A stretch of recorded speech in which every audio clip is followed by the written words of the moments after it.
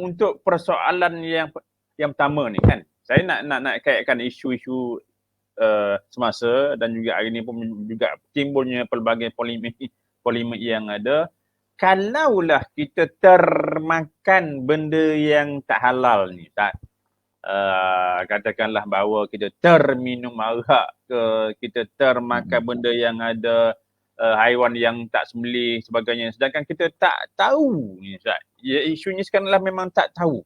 Jadi bagaimana pandangan hukum syarak berkenaan dengan benda yang di luar pemikiran kita, yang di luar pengetahuan kita, memang kita tak tahu tapi kita tak termakan. Nampak macam mana Ustaz? Sesungguhnya yang halal itu jelas dan yang haram itu juga jelas.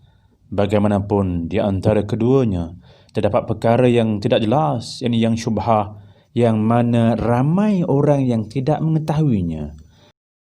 Terima kasih Ustaz Amri. Rodong lama juga ni. Sahabat-sahabat lama belakang ni. Okey. Bismillahirrahmanirrahim. Assalamualaikum warahmatullahi wabarakatuh. Sekali lagi terima kasih kepada Ustaz Amri sudi jemput sahabat dia ni masuk ke Timyak ni. Jadi untuk taklah kita ni tara tuan guru mana sangat pun. Kadang menjawab soalan boleh insya-Allah. Sikit-sikit lah ya. Kalau tak tahu kita jawab tak tahu selalu Ustaz Amri. Ya. Jadi berkenaan dengan persoalan yang dikemukakan tadi, berkenaan dengan kalaulah kita dah termakan atau terminum benda yang tak halal ni, ya, macam mana keadaan? Macam mana nak buat? Itu persoalan ni, macam mana nak buat? Baik. Kita tengok gini lah. Ya, pertama dalam Islam ni dia ada garis ada benda, ada dia punya garisan dia. Ada yang halal, ada yang haram. Okey, itu benda-benda asas. Maknanya benda yang halal ni tak ada masalah. Ya, boleh makan insya-Allah, boleh minum insya-Allah. Dan benda yang halal ni pula Ustaz Amri ya, kalau kita makan, insya-Allah dia akan mendorong kita, bantu kita buat amal ibadah, mudah buat amal ibadah insya-Allah. Kalau kita makan benda halal. Cuma dalam persoalan benda haram ni, ya sebelum menjawab direct soalan Ustaz Amri tu, benda haram ni kita dah sedia maklum dah. Benda yang dilarang untuk kita makan, dilarang untuk kita minum. Cuma dalam benda haram ni asas dia ialah kita dibolehkan untuk makan benda yang haram, minum benda yang haram ni dalam situasi darurat.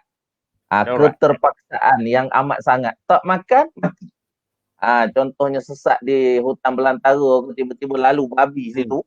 Maka ketika itu bolehlah makan untuk sekadar yang kita kata isi perut, boleh menyebabkan dia berjalan ke depan lah.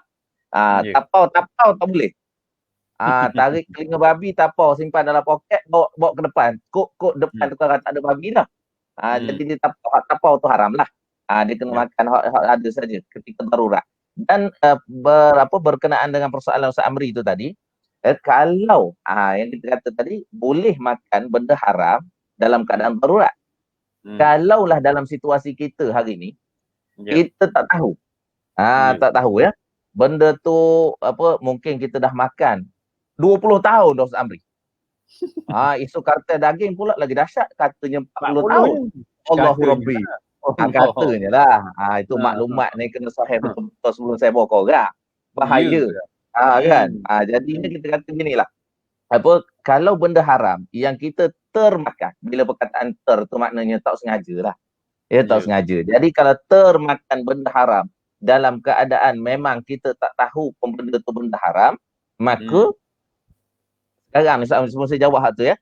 Sekarang ni orang risau kalau termakan benda haram sebab dia orang pandu pada hadis Nabi yang kata ayyulahmin nabata min haramin fannaru aula bihi. Mana-mana daging hak tumbuh daripada benda yang haram, maka neraka lah lebih aula, lebih utama untuk menjadi tempat bagi dia. Cuma persoalan hadis ini dia tidak diguna pakai pada keadaan ketidaktahuan kita itu. Yang hadis ni cerita orang yang makan benda haram dengan sengaja. Barulah dia termasuk dalam golongan hadis yang sebut cerita tentang mana-mana tak daging hak tumbuh daripada benda haram, maka neraka aula untuk dia, utama untuk dia. Okey. Tapi kalau kita dah termakan benda yang haram ini, asasnya kita pegang kepada kaedah yang ada dalam hadis Nabi, innallaha tajawaza an ummati al-khata' wan nisyan wa mastukrihu alaihi. Lebih kurang lah makna dia. kalau dalam keadaan keterpaksaan ini sesungguhnya Allah Subhanahu wa taala tidak akan mengambil kira, yakni tidak kira dosa lah Amri ya. Tidak kira berdosa orang yang makan suatu benda haram, minum satu benda haram atau buat sesuatu benda yang haram dalam keadaan tersilap ataupun dalam keadaan terlupa ataupun dalam keadaan dipaksa. Itu asas dia Ustaz Amri ya. Maknanya saya nak cakap gini je lah. Orang yang dah termakan benda yang haram dalam keadaan memang bila dah tu tak sengaja lah, maka janganlah risau lagi, sebab bila tak sengaja tu maka tiada dosa, dimaafkan Allah Subhanahu wa taala insya-Allah. Hadis hak kita baca tadi terpakai kepada orang yang makan benda haram dengan sengaja. Hak tak sengaja Ustaz Amri, jangan risau, tak ada masalah. Walaupun dah 40 tahun lagi kau ada dalam perut, jangan risau. Dia dimaafkan Allah Subhanahu wa taala insya-Allah. Ustaz Amri.